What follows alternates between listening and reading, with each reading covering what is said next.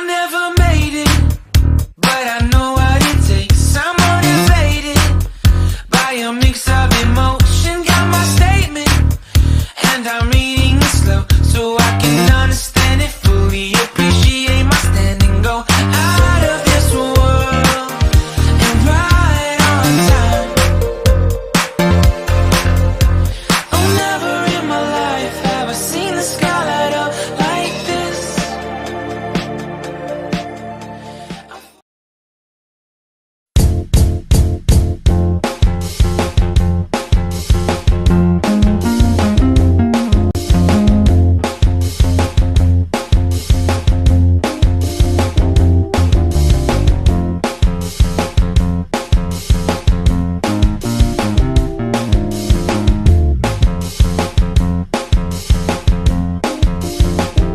Because I'm happy. Because I'm happy. Because I'm happy. Because I'm happy.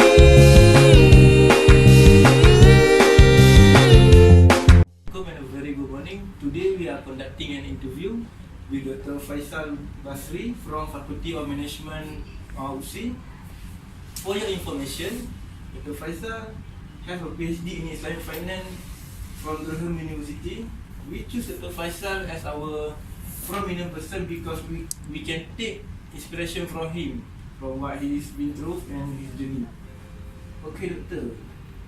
My first question is, can Doctor briefly explain to us about your academic background from school to university era? Academic background, yeah. Alright, so for my early educations, basically, because I'm originally from Gombak, KL. So from my primary to secondary school, all in Gombak, Kuala Lumpur. Specifically the name, Sekolah Kebangsaan Gombak, and also Sekolah Kebangsaan Gombak State. Right, and I got opportunity to further my study during my undergraduates diploma and also bachelor degree in UiTM, Shah Alam, for the course of diploma in business studies and also bachelor of business admin for international business.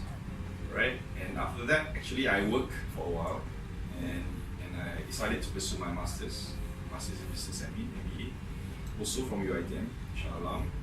And I got the opportunity to work just after I graduated with one of the commercial bank in KL for about 5 years. And after that again, I have the opportunity to further my study overseas in Durham University, as you mentioned earlier, for my PhD. Alright.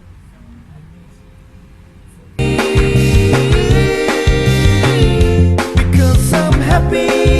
For the second question, can you share a little bit of your experience about the culture of the England people when you study outside or overseas of Malaysia?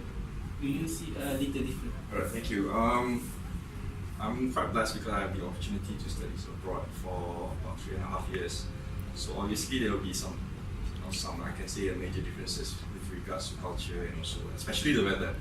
Of course, right? Yes. Whereby in the UK the weather, we have 4 seasons and whatnot. But the main thing I can say in terms of people's attitude, one of the major things is about trust. Oh, yes. Okay, they are more trusty people as compared to study here, whereby some people might take advantage of certain issues. Okay, and another thing we can say in terms of difference, we can see in terms of, for example, how people drive. Even if you want to compare in that manner, how people drive in the road is totally different. They are more. What can I say?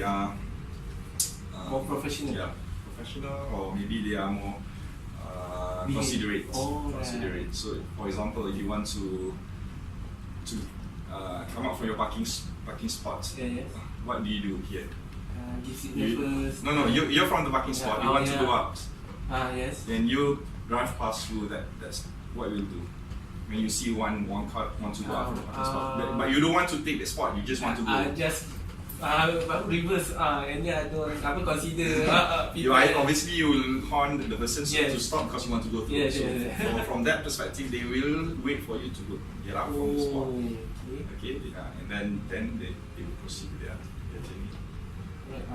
For my second question is, what is the challenge for finding a halal food from the overseas and at Malaysia? Do you have a very hard to find halal food, or do you prefer to cook your own food or eating at outside? Yes. For us, the last time in the UK, because UK we have a lot of Muslims, so I think around 2 million Muslims in UK. Especially if you live in Muslim population like in London or in Birmingham, Manchester, they have a lot of halal food around. But at my place, last time in Durham, the nearest halal butchers whereby they're selling halal meats, roughly around, I can say around maybe half an hour journey. Yeah, so not that near. So I need to stock up my halal meats for every 2 weeks. But not that difficult.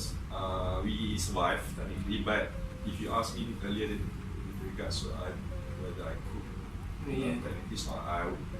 My wife cooked. Because I went with my family. So we most of the time we eat at home. Okay. So my wife prepared the home meal. But once in a while we eat outside because we have halal restaurants as well. So no issues about food, no issues. Alright. Thank you. Because I'm happy. PhD in Economic Islamic. So I want to ask you something about your idea and who is your inspiration to make you success in your life. Career. Okay. I don't consider myself a successful person yet, but my idol is quite unrelated with my field because I'm in academic, right? But I looked up for maybe Sir Alex Ferguson. Even though he's a football manager, but I love his aspiration and I find his attitude is quite inspiration. I like to read his books. I love reading his books with regards to his autobiography. So I find his attitude is very inspiring. So therefore I looked up Sir Alex Ferguson. So what is your previous career before you become a lecturer?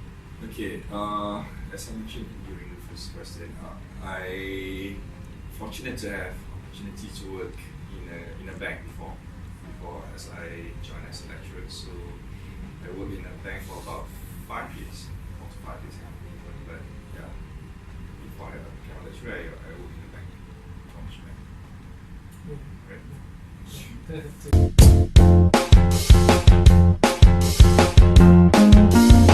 What is your experience that you will remember for first time you teaching your teaching or your sweet memory with your student?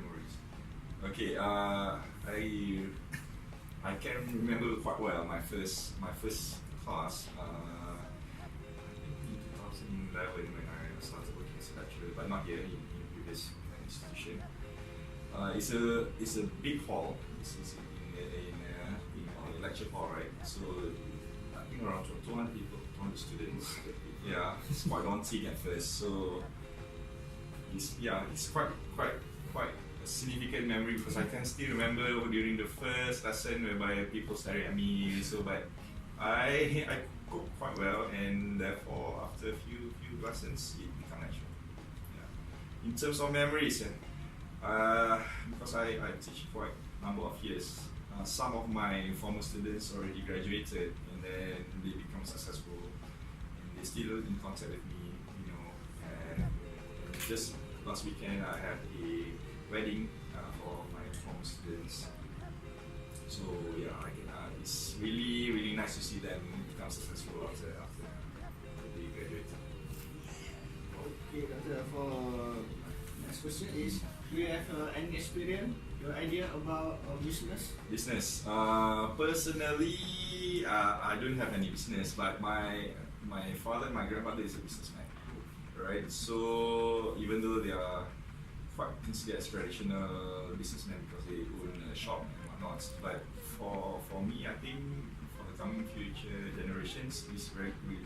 I encourage them to be more entrepreneurial, because not necessarily you will become a teacher, you become, go into the industry and work as a salary person, right? So one of the options for you guys is actually to become an entrepreneur, okay, because there's a lot of opportunity in the university whereby you can learn, you can experience firsthand.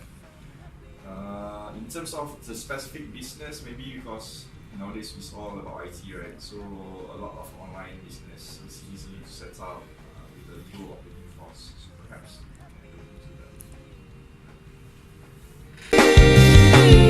Because I'm happy.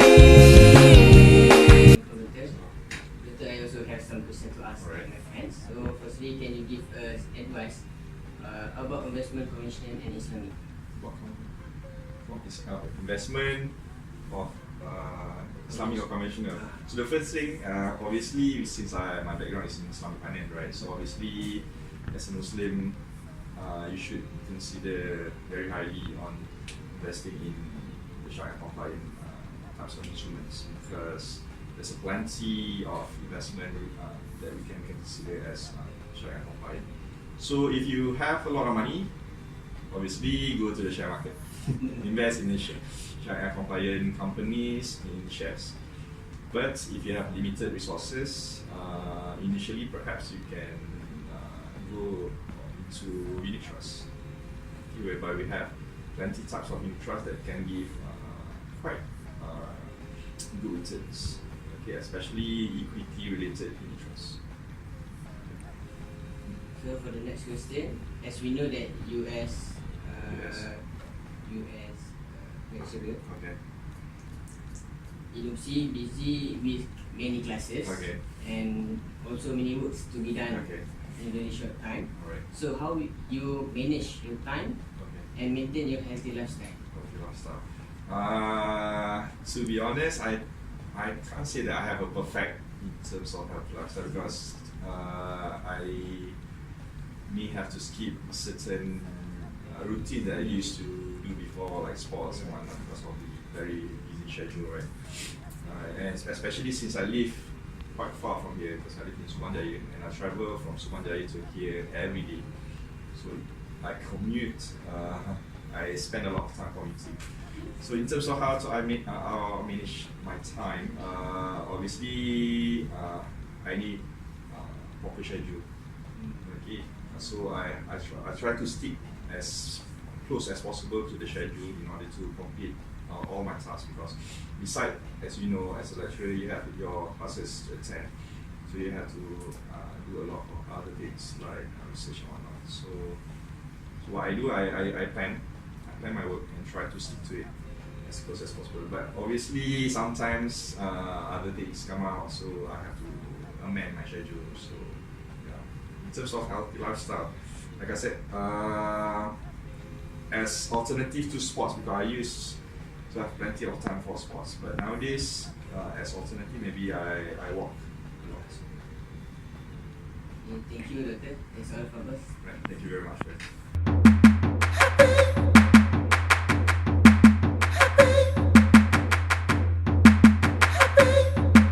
Let me tell you now. Happy, happy, happy, happy, happy, happy, happy, happy, happy, happy, happy, happy, happy, happy. Because I'm happy.